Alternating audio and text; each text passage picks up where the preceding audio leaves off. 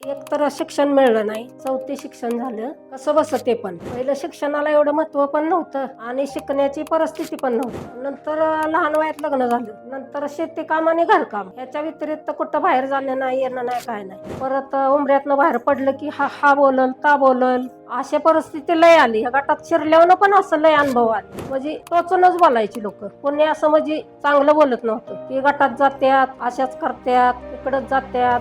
लोकांची माणसं त्यांच्या बरोबरच जात्यात. स्वतः घरच्या माणसानं सुद्धा आम्हाला विरोध केलेला आहे. बाहेरच्यांना तर केलाच आम्हाला विरोध भरपूर, घरातल्यांना बी केला. या आहेत संगीता विजयकुमार शिंदे, ज्या आहेत आजच्या खऱ्या मॅक्स वुमन. ग्रामीण पार्श्वभूमी आणि मोठ्या जबाबदारी यांच्या आयुष्यात येत गेल्या, मात्र या खचल्या नाही. नमस्कार, मी संगीता विजयकुमार शिंदे, आसनगाव, कृषी लक्ष्मी महिला शेतकरी गट. तर आमचं म्हणजे एक तर शिक्षण मिळलं नाही, चौथी शिक्षण झालं कसं बस ते पण पहिलं शिक्षणाला एवढं महत्त्व पण नव्हतं आणि शिकण्याची परिस्थिती पण नव्हती. नंतर लहान वयात लग्न झालं, 16व्या वर्षी तर लग्न लावून दिलं. इथं आल्यानंतर बी असं म्हणजे सांभाळून घ्यायला असं म्हणजे कोणी नव्हतं. आमची सासू आल्यानंतर एक मूल झालं की सासू वारली. त्याच्यानंतर मग सगळी जबाबदारी एकटीवर पडली. कोणी सांगायला नाही, कोणी शिकवायला नाही. मग शेजारी पाजारी अशा म्हाताऱ्या असत्यात वयस्कर, त्यांना मग जरा समजून सांगून कसं बस आपलं निभावलं. कमी शिक्षणामुळे पुढे काय असा प्रश्न होता. स्वतःशी असलेली तुलना आणि आत्मसंशय. नंतर शेती काम आणि घरकाम ह्याच्या व्यतिरिक्त कुठं बाहेर जाणं नाही, येणं नाही, काय नाही. घरातलं काम उरकायचं, शेतीचं काम करायचं, एवढ्या दोनच गोष्टी असायच्या. त्याच्यामुळं मग अगदी ह्याच्यागत व्हायचं. शेती पहिली म्हणजे अशी एवढं नव्हतं शेतीत काय आमच्या. सगळे असं पाणी नव्हतं, बागायत नव्हतं. आता सगळं बागायत झालंय, पाणी झालंय, शेती भरपूर झाली.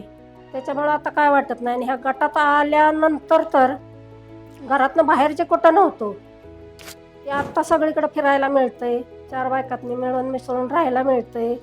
आणि शेवटी कसं एकीनं दोघीनं काम करायला लागायचं. घरात आपली जाऊ किंवा आपण असेल तर, त्यात घरात मी मोठी पाहिल्यात, नंतर जाऊ आली. त्याच्यामुळं आता ह्या ग्रुपनं काम करण्याची मजा आहे ती पहिली मजा नव्हती काय. आता ह्या ग्रुपनं काम करतोय ते एकदम आनंदी. कुठं किती काम केलं ती सुद्धा कळत नाही. असा आमचा सगळा प्रवास झाला. शेवटी आत्मविश्वास, कष्ट आणि चिकाटीचा विजय. आजचे समाधानकारक आणि प्रेरणादायी जीवन. म्हणजे 6-7 माणसांचा कुटुंब एकटीनं म्हणजे असं बाहेर मजुरीवर काम करून जगवलं.